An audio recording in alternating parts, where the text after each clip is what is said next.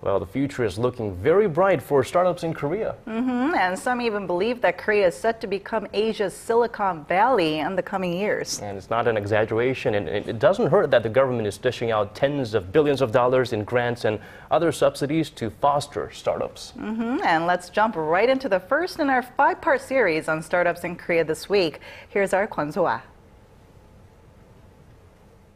Over the past 35 years, only 3 startups have made it to the top 100 companies in terms of market capitalization in Korea. The fact highlights that conglomerates still dominate the Korean economy.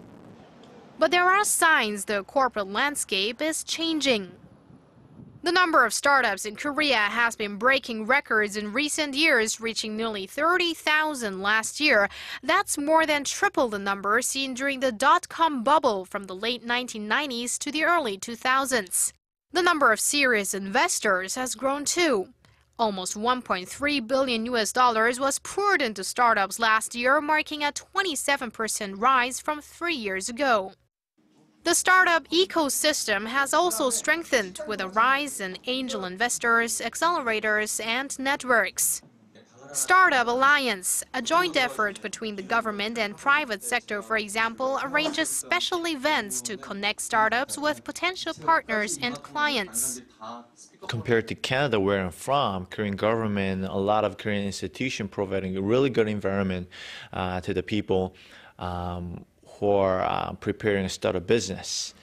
For example, this kind of a meeting and providing really good information, and there are a lot of seminars. Experts say the new startup wave is different from the previous boom when e-commerce was still a fledgling business and internet connections were clunky. Now, net access is instant and easy, and more importantly, mobile. A lot of small startups, they're trying to connect some kind of services to the smartphone and more efficiently than existing offline businesses. So there will be a lot of new innovations on that front. President Park Geun-hye wants startups to lead her administration's drive to transform Korea into a creative economy. She has vowed to cut through red tape and provide financial incentives to them. In line with this, the government has earmarked $92 billion this year to support small and mid-sized businesses, including startups. Getting off the ground is one thing, but turning startups into profitable businesses is another. Korea's #1 web portal Naver, one of the most successful startups that survived the dot-com crash, is also providing practical help.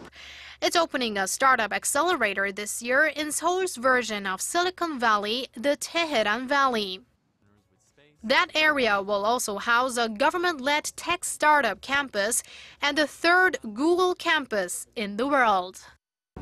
The success of startups is key to realizing the government's creative economy plan, which in turn is key to getting the economy back on its feet. Kwon Soa, Arirang News.